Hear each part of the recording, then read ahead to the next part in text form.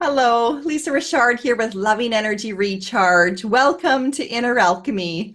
Inner Alchemy is a blend of the teachings of human design, the gene keys, and incorporating some Lightworker coaching tools to help us do our own self-actualization as we acknowledge our journey through shadow and into light, from a lower vibrating frequency into a higher vibrating form. Most of you here that have found this channel, you are empaths, you're sensitives, you are aware that there's something stimulating in you that is calling you to transcend your self-sabotages, stuck behavioral patterns, or just feeling a call like there's got to be more than just this existence. We are in a time right now that is known as the Ring of Seeking. And the Ring of Seeking and the teachings of the gene keys and within human design, it is really about working on the foundation of yourself to get your own clarity of what is the truth of what you are seeking. As we are coming into the new moon in the sign of Cancer, we are also stepping into the fourth house. We've been in the fourth house since the summer solstice. And that is really a reflection of the home, the family, your foundation, your comfort zones, your environment, caretaker of yourself, caretaker of those around you, and really looking at those deep-rooted issues that perhaps are preventing your growth. Now, it's interesting to note that as we stepped into this ring of seeking, we came from a point of the summer solstice and one of the love gates in the teachings of human design, known as Gate 15, humanity. And that pull for humanity was really drawing us down towards our life force energy in an opportunity to step back into the rhythm with Mother Earth.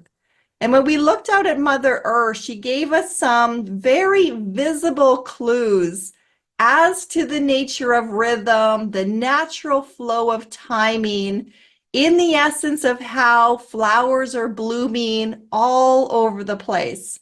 The world is full of wild flowers.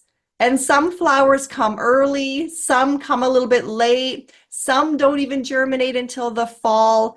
Everything has its own timing and its rhythm. And for an ecosystem to be healthy, all are required to do their part to serve the whole.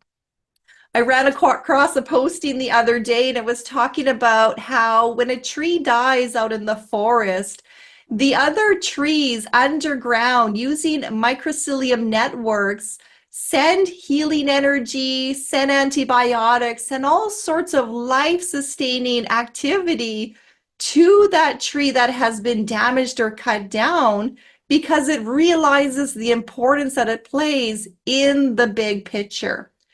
As humanity, as individuals, we're really starting to come into an awareness of how doing the inner work for ourselves does benefit the collective consciousness. And we are facing some really challenging times right now in the energy. There's a lot of things going on a planetary level, and I'm not an astrologer. I don't understand it at that depth. I am a sensitive, I am an empath. I feel a lot of those energies. For the longest time in my own journey, it felt to be very, very personal.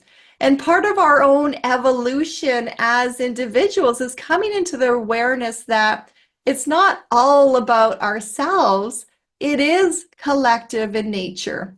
So we are designed to be sensitive, to pick up on energies in order for us to transcend through our own growth and our own maturity, emotionally, spiritually, so that we can come into a self-actualization of how we are all in this together.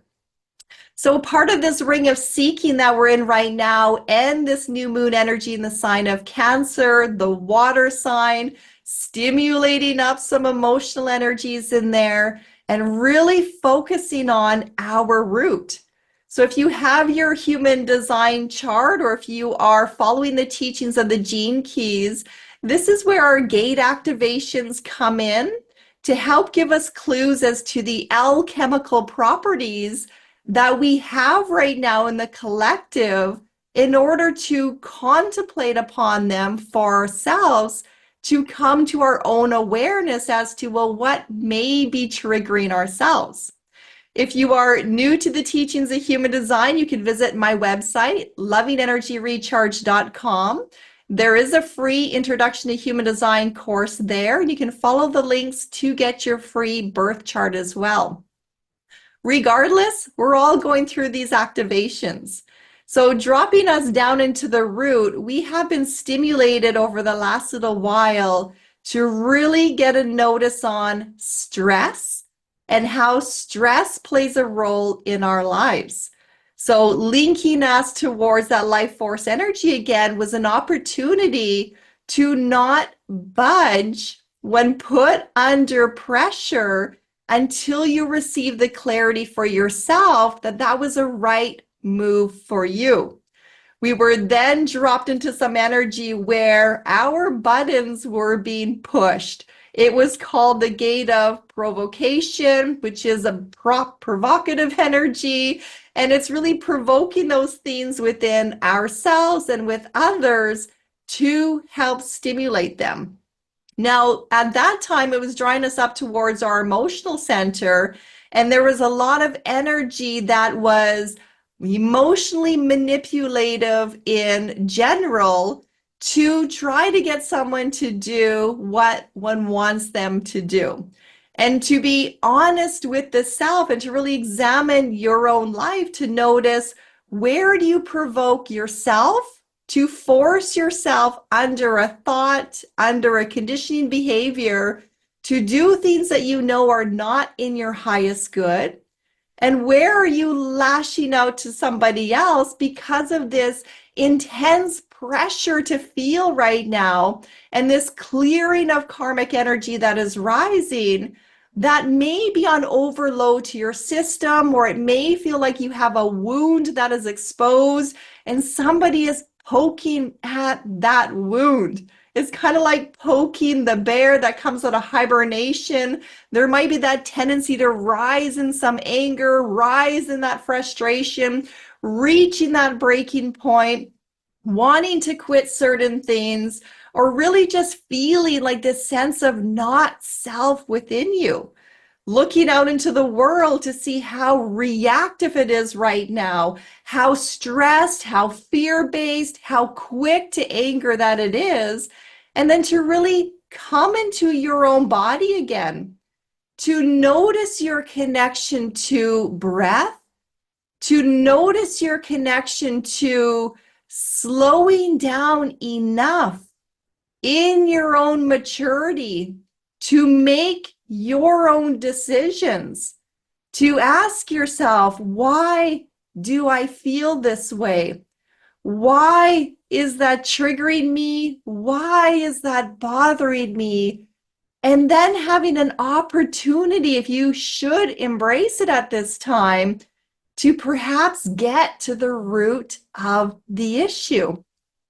So we are really being stimulated right now in our foundation, in the pressures of stress, in our connection to emotional energy, emotional maturity, being honest with ourselves, knowing that we're in a water sign in this new moon in Cancer, and really allowing the water to purify our bodies.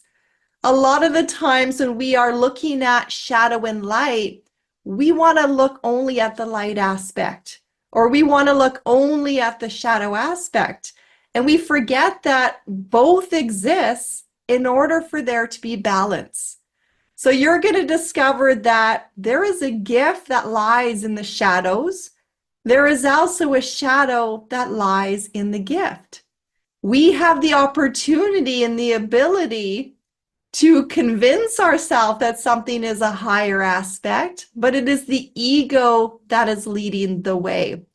We also have a tendency to drown sometimes too much in the shadows, that we allow ourselves to go down and to really face the sufferings, the suppressions, the not self behaviors, but then also reminding ourselves that there's always a light at the end of the tunnel.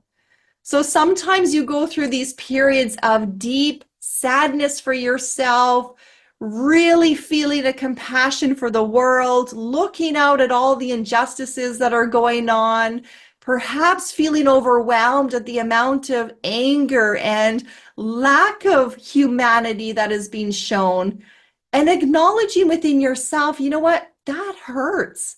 It really hurts. It's taking us away from the essence of our truth, of opportunities to come together.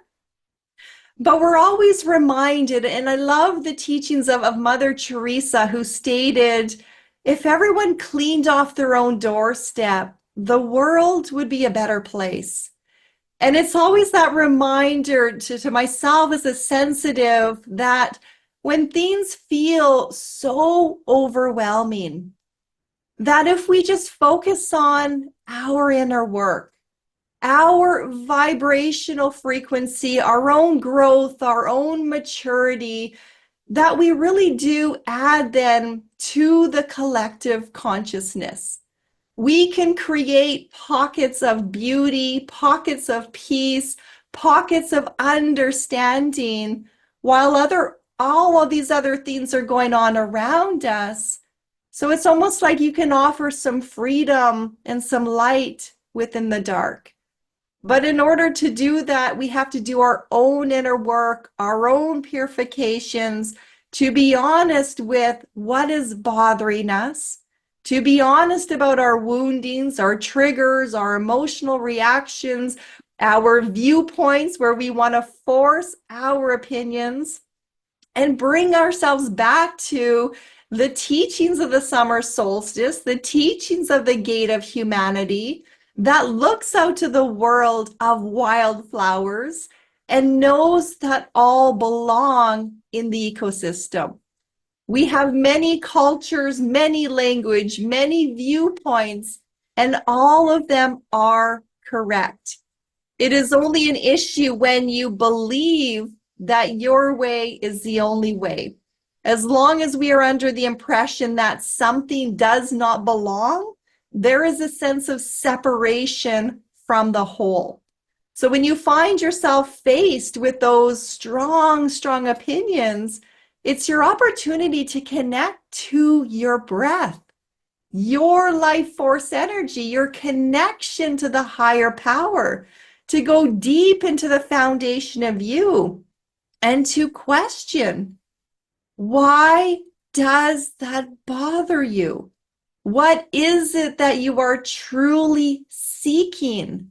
And what can you do for yourself to move you through that into a higher vibration, the truth of love that can only come from a pure source, not the human conditioning of love, in order to be of benefit to yourself and for the greatest good of humanity. So there's a lot of things that are going on right now. When we come out of the new moon energy, we are stepping into gate number 53 in the teachings of human design. It is the third of 3 root activations in a row, the ending of the ring of seeking until we loop it back at the end of the winter solstice. So we're not done our journey of self. And that gate 53 is all about new beginnings. Now, new beginnings in its shadow essence brings us the energy of immaturity. And we really have to add some humor here because we all have tendencies where we are immature. And for myself, I had an energetic attachment to that word. And there was some negativity coming from that in my own wounding of being called immature in certain areas and taking that very personally because it came with an energy of wanting to prove oneself or feeling like you're ready to do something. But the truth in the immaturity and in that shadow is you really are still in a learning and developmental phase. And an example I can give to you for that is A mother who has just given birth for the first time is immature. And it does not matter about your age. It has to go with the whole concept of you've never been a parent before. So the energy to you is immature. You are learning as you go. So that comes with gentleness and grace. But at a deeper shadow level, we judge. We judge new parents. We want to advise them. We want to criticize them. We compare ourselves to others. We compare our children to certain benchmarks of growth and percentiles. We have a world full of tools that really can add some wounding and some negativity around such a beautiful natural process. So there's opportunities in this gate of new beginning to really examine the immature aspects of ourself, to acknowledge your own state of growth, your own state of development, where you are in your own cycles, to step back and slow down enough instead of feeling like I gotta push this out there and I need to get it ready and I should be at this certain level and I should have all these things, but to just trust in your own process. There is no set timeline for when you get married, when you have children, when you get a job, when you do all of these things that we are told by society that you need to do. What you want to do is really lean towards the gift in there, which is expansion. And it's expansion of your spirit, that light within inside yourself that is really here to have many different experiences and to learn and to grow and to immerse itself in life. A beautiful way to look at that is when we come into calm thoughts, so a calmness within our mind, managing our stresses, and a calmness within our body, trusting in our natural rhythm and our breath, then our inner spirit rises up. So this is our mind, body, spirit relationship where all of those components do fold in and come together in order for us to seek a greater clarity. Your mind is a tool for you to self-actualize, to question for yourself, to get clear on your whys, not to go blindly with somebody else's narrative and opinions and agendas, but to really know in the depth of you that you've considered all sides, that it's not just about yourself, but you are a part of humanity. So is this good for the whole of humanity? What is your body telling you? Is your heart rate too high? Is your nervous system on overload? Are you feeling emotionally overwhelmed? Are you breathing to the fullness of your body? Are you slowing down enough to know that you are reaching your own decisions and not being pressured into emotional manipulation? So there's some powerful energy right now, and there's a lot of things going out in the world that want to keep us blind, and they want to keep us fighting, and they want to keep us in this competitive nature so that we aren't questioning, wait a minute, what is going on? So don't be blindsided. Use this time to really examine for yourself in this new moon energy in Cancer, in this time of the ring of seeking, and as we're coming to the end of that for now, to really get to the root and the foundation of your own triggers, your woundings, your emotions, your stress, your lifestyle, looking out into the world as a reflection of what is going on inside you. We forget that a lot of times we're at war within ourselves. We're at conflict within ourselves. We're in emotional disarray within ourselves. So this is a beautiful opportunity as you're entering the gate of new beginnings to give yourself permission to have a new beginning, to acknowledge your areas of immaturity, because you just don't know. And it's beautiful to not know. You've never walked this version of yourself before. So if you're feeling that immaturity and you're feeling the restless pressure of the world, but everything inside you is going, I'm not ready yet, give yourself the grace to slow down and examine your whys. Examine and question when you want to force something into creation. Who is it for? And what is it feeding? Because we may have a desire to expand and get really, really big, but are you growing the ego? Or are you growing the aspects of your light and the aspects of your love? And we are so imperfectly perfect, we're going to have the tendencies to do both. So enjoy this beautiful time. Enjoy the journey of inner alchemy. There is many more tools on my website, lovingenergyrecharge.com. If you're feeling drawn to the blend of teachings, if you're wanting to get to know your birth chart, I do offer private readings, relationship readings, family dynamic readings. Most importantly, what matters is that you find tools for yourself that help you to learn who you are. Because as those empaths and those sensitives, the more we know who we are, the more we know who we're not. So when these intense energies flare up, they're not going to knock you off course and overwhelm you. You're going to notice, ooh, this isn't me. And in noticing this isn't me, you can come back to your connection to the breath, managing your stresses, slowing yourself down, reaching out to your guides, asking for clarity. And no matter how hard that external push is, you're going to go, no, I'm not in service to the world. I'm in service to a greater love that is out there. And your conviction is going to be your saving grace. So don't be fooled. You have a lot more power than you believe you may have. And that comes from having the patience to know we are each a seed growing and developing in our own time.